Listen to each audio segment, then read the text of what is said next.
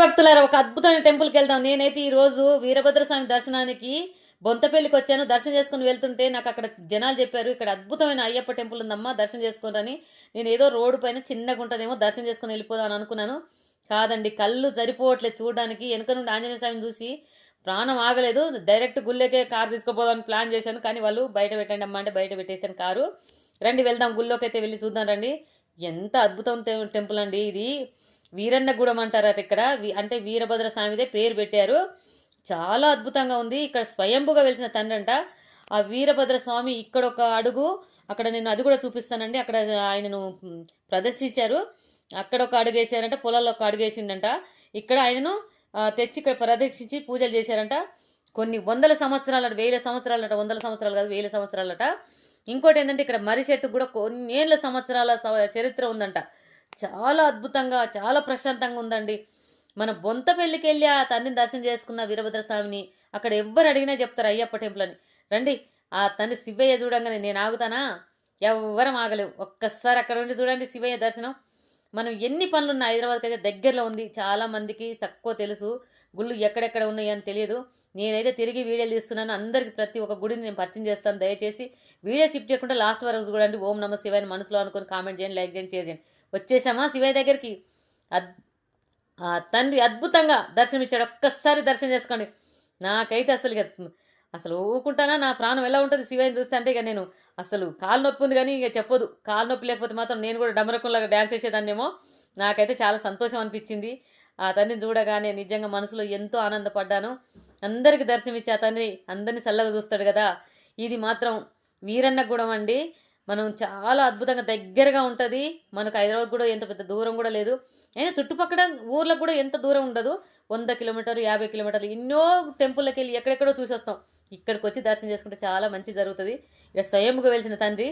ఒక్కసారి ఆంజనేయ స్వామిని, పంచముఖ ఆంజనేయ స్వామిని చూడండి. ప్రతి ఒక్క దేవుడు ఉన్నాడండి ఇక్కడ.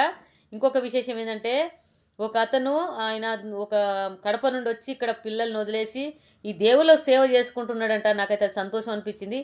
ఈరోజు అక్కడ అయ్యప్పల భోజనాలు అయినాయట. మేము ఇక్కడ వీరభద్రం దగ్గరనే భోంచేసి వెళ్ళాము. వెళ్ళినా సరే వాళ్ళు మాకు భోంచేయండి అమ్మ అది ఇదంటే లేదండి భోంచేయమంటే. అది అదృష్టం ఉండాలి ఏదైనా. మాకైతే భోజనం కట్టి పంపించారండి బాక్సులలో. నాకైతే సంతోషం అనిపిస్తుంది. టెంపుల్ అయితే చాలా అద్భుతంగా టెంపుల్. శ్రీకృష్ణుడు ఉన్నాడు చూశారు కదా. ప్రతి ఒక్క దేవుడు ఉన్నాడండి. నేను మళ్ళీ వీడియో అటు తిప్పుతాను చూడండి. వెనక సైడు చాలా అద్భుతంగా అక్కడ అయ్యప్ప ఉంటాడు, కోనేరు ఉంటుంది, ఆ తండ్రి స్వయంగా వెలిచిన పాదం ఉంటుంది. ఆ పాదం మీదనే శివయ్యని అక్కడ ప్రదర్శించారు. అక్కడ ఎంత అద్భుతం అంటే అసలు చూడడానికైతే కళ్ళు సరిపోవు. మహానంది ఉంటుంది. అసలు నాకైతే ఆ గుళ్ళో 2 గంటలు కూర్చున్నానండి నేను. నాకైతే సంతోషం అనిపించింది. నేను మళ్ళీ చెప్తున్నా, అది అది మనము చూడాలంటే రాసిపెట్టి ఉండాలి. చూసారా, అదృష్టం అంటే ఇలా ఉంటుంది. అయ్యప్పని చూశారు కదా, అక్కడ కోనేరు ఉందట, అక్కడ స్నానాలు చేయొచ్చు. పచ్చదనంలో ఇంత అద్భుతమైన టెంపుల్ ఉంది, స్వయంగా వెలిసిన తండ్రి అంటే అది ఎవరికైనా మనసుకు చూడడానికి చాలా సంతోషం అనిపిస్తుంది. చూసిన వారికి మనసుకు సంతోషం అనిపిస్తే కామెంట్ చేయండి, లైక్ చేయండి, షేర్ చేయండి. శివయ్యే కదా, అది ఎంతో అద్భుతం కదా. ఇగో ఈ పెద్ద ఆయన గురించి నేను చెప్పింది. ఈయన అందరినీ వదిలేసి వచ్చి ఇక్కడ దేవుని సేవ చేసుకుంటా ఇక్కడే ఉంటుండట. అది మూగజీవులను జాదుకుంటూ.